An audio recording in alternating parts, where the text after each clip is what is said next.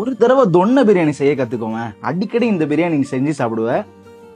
அந்த அளவுக்கு செம்ம ஒர்த்தா இருக்கும். எப்படி செய்யணும்னு சொல்றேன். ஒரு 1/2 கிலோ மட்டன் வாங்கிக்கோ, வெள்ளாட்டு கறியா வாங்கிக்கோ, அதான் சூப்பரா இருக்கும். வெள்ளாட்டு கறியோட தயிர், சில்லி பவுடர், கொரியாண்டர் பவுடர், கொஞ்சோண்டு உப்பு இதெல்லாம் போட்டு நல்லா மேரினேட் பண்ணி வச்சுக்கணும் மட்டனை. தொன்ன பிரியாணினாவே நம்ம பெங்களூர்லாம் நீங்க பாத்துருப்ப, ஒரு மாதிரி கிரீன் கலர்ல இருக்கும்ல, அதுக்கான மெயின் பேஸ்ட் எப்படி செய்யறதுன்னு சொல்றேன். அந்த கிரீன் பேஸ்ட்டுக்கு ஃபர்ஸ்ட் லைட்டா எண்ணெய் போட்டு அதுல இந்த ஹாட் ஸ்பைசஸ் எல்லாம் போட்டுக்கணும். அதுல சின்னதா வெங்காயம் போட்டு வதக்கி அதுல புதினா கொத்தமல்லி ஒரே அளவு சேர்த்து லைட்டா வதங்கினதும் இஞ்சி பூண்டு பேஸ்ட் போட்டு அதை லைட்டா ஃபேன்ல ஆற விட்டு அதை அரைச்சு வச்சுக்கிட்டேன்னா நம்மளோட பேஸ்ட்டுமே ரெடி ஆயிடுச்சுடா. சோ ஃபைனலா நம்ம பிரியாணி ப்ரொசீஜர் தான். எப்பவுமே நம்ம ஸ்டைல் பிரியாணி செய்வோம்ல அந்த மாதிரி தான். அதுல நம்ம மேரினேட் பண்ண மட்டன், அதுக்கப்புறம் இந்த பேஸ்ட், அதுக்கப்புறம் கொஞ்சோண்டு இஞ்சி பூண்டு பேஸ்ட், அப்புறம் உப்பு தேவையான அளவுலாம் போட்டு அது ஒரு 80-90% குக் ஆனா கூட போதும். அதுக்கப்புறம் நம்ம பாஸ்மதி ஊற வச்சிருக்கோம் இல்லையா, அதனால ரொம்ப விசில் கொடுக்கணும்னு அவசியம் இல்லை.